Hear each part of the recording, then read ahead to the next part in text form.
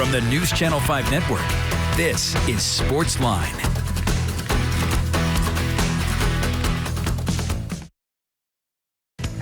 Welcome to SportsLine, everybody, right here on News Channel 5 Plus. I'm Jon Burton with you for the next hour. Plenty to get to. So much going on. Of course, we'll talk about the Predators and their disastrous Game 1 loss to the Colorado Avalanche 7-2 last night. We'll get to that a little bit later with Robby Stanley from 102.5 The Game. He will school us on what's going on there. But first, obviously, the Titans are always topic A in Nashville, Tennessee.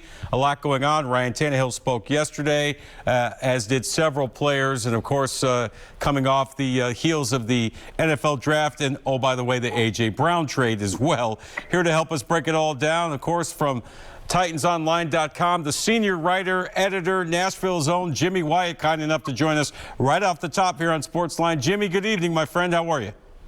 I'm doing great. Hope you're doing good, JB. Hope you're doing well. Thank you. Yes, I am. I'm doing very well. And well, geez, I don't know where to begin. I guess we'll backtrack and start with the A.J. Brown trade. Listen, I understand you work for the team, so I'm not going to have you give necessarily your opinion of what the Titans did, but I will ask you, how shocked were you when you found out that the Titans traded A.J. Brown to the Philadelphia Eagles last Thursday night in night one of the draft for draft picks? Well, I thought he was going to stay. I really did. I mean, I thought all along with everything John said, everything Mike said. I don't think any of it was lip service. I think they were genuine all the way through. And I didn't think that he was going to get moved until Thursday of the draft. You know, all along I thought there's no way they're trading AJ. And then Thursday afternoon is when I first got an inkling that something may be going down. And I think it got to the point. It was kind of crazy because I went to Vegas and I was, and I've talked to a lot of prospects out there. Nakobe Dean, the linebacker from Georgia, who's a really good kid. I was kind of kidding him about being a popular pick for the Titans in the mocks, and he was saying, "Oh man, the Titans, they don't even need a linebacker. They've got two linebackers." So I was kind of kidding with him about, well, what else do you know about the Titans? I was impressed that he knew the roster. So he said, well, I know they got Derrick Henry, and I know they got Mike Vrabel, and I know Monty Rice, my teammate. And then he started to say A.J. Brown. He said, and they got A.J., and he was like, oh, and I said, oh, A.J. Brown, yeah, I said, he'll be there. And, and then the next day I said, well, he may not be there. And then it turns out that Nakobe Dean and A.J. Brown are going to be teammates with the Eagles. But I started getting the sense that something was not going according to what I thought, maybe during the course of the day. And I really do sincerely think the Titans tried everything they could to keep A.J. Brown. They offered him a fair contract with good money, with a lot of guarantees.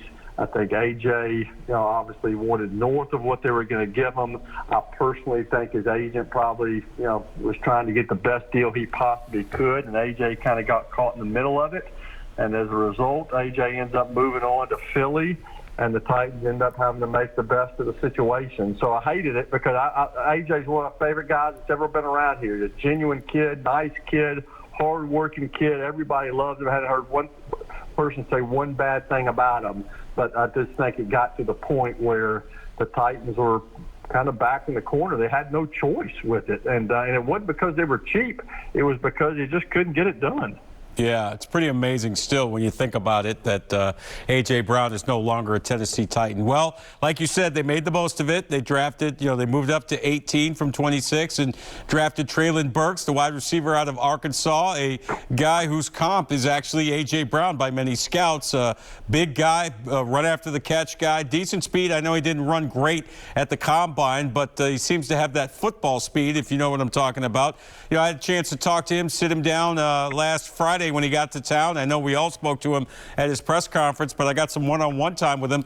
Really like him. Seems like a likable kid and, a guy that's ready to come in here and work hard and be a big part of this offense.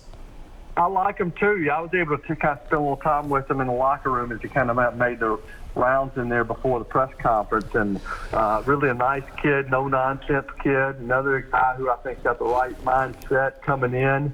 It's funny. I've got a daughter that goes to the University of Alabama, so I was in, twice when she was in school there. She graduates over this weekend, but twice when she was in school down there, I was able to see Arkansas play Alabama at Bryant-Denny, and I was at the Arkansas game this past November when Treylin Burks just went off. He had like 8 catches for 180 yards and 2 touchdowns in that game.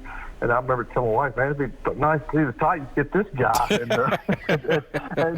And sure enough, they got him. And so, I mean, I think he's a perfect fit for them. I really do. I think he's, it's not going to be easy. I've seen a lot of rookies get drafted, and it just takes them a little while to get up to speed. But I think he has the right mindset. Again, I think he's got the athletic ability to do it.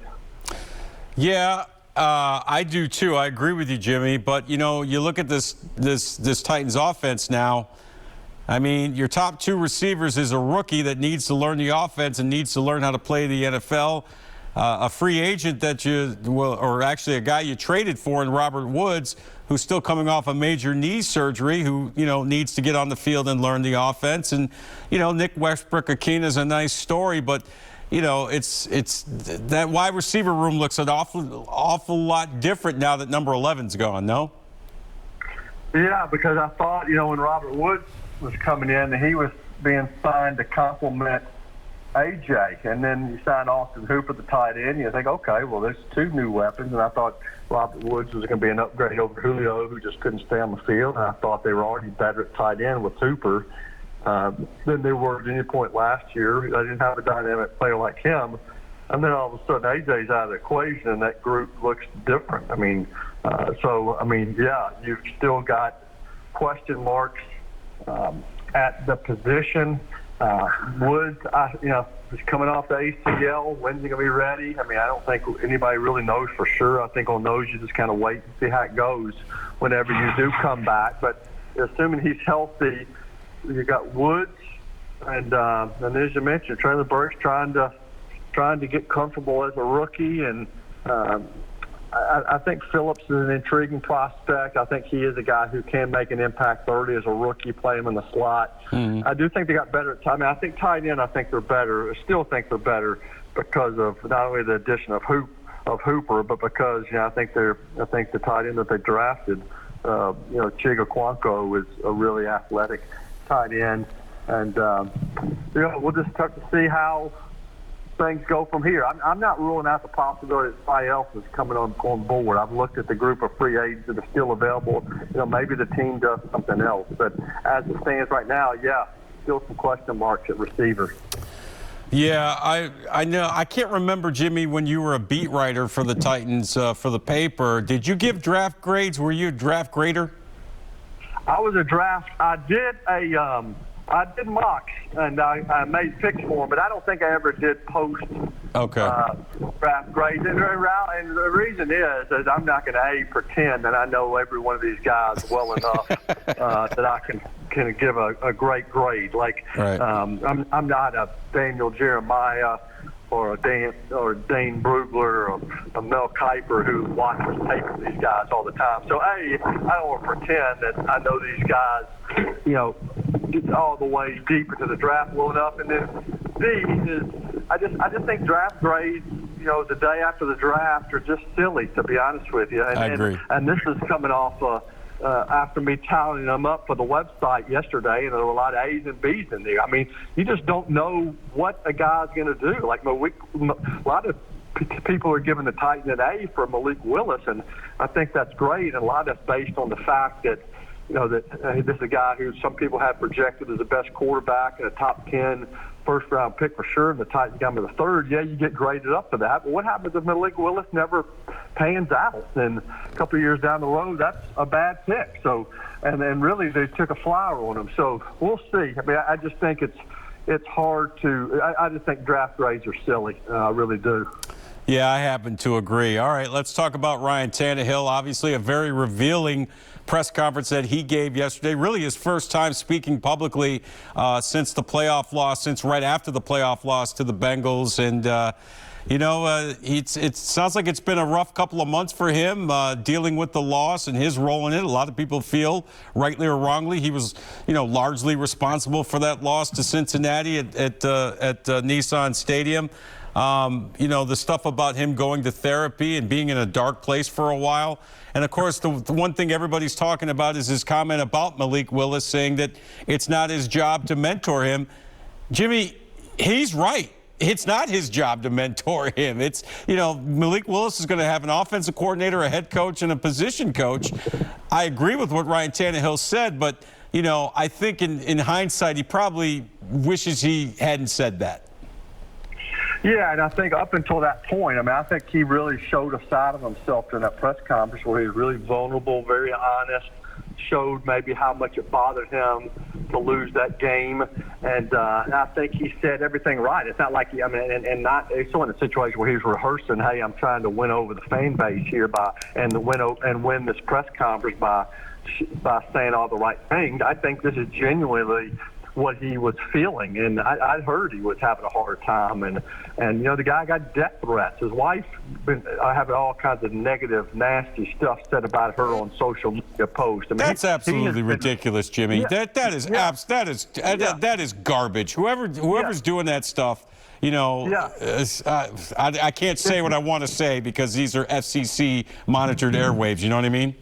Yes, but it's sickening, and just the venom and the hatred that has been casted his way on social media or on talk radio, wherever it is just, it's sad, really, that's where we are in this world. This is a football game, and believe me, everybody that works with the Tennessee Titans wants to win badly, but you don't want to see people have to go to therapy and have to deal with death threats as a result of losing a game. And Ryan Tannehill, it means a lot to him, and I think that came across very clear yesterday. And I thought honest about what he felt about A.J. leaving, and certainly he talked openly about a lot of other things, but the minute the words came out of his mouth about Malik Willis, about it didn't feel like it was his job to mentor him, I knew it was going to take off. We've all been here long enough to know what certain sound bites are going to travel, and this one traveled, and that's not who Ryan Tannehill is. Like, people nationally have been killing him. Like, this is a bad teammate.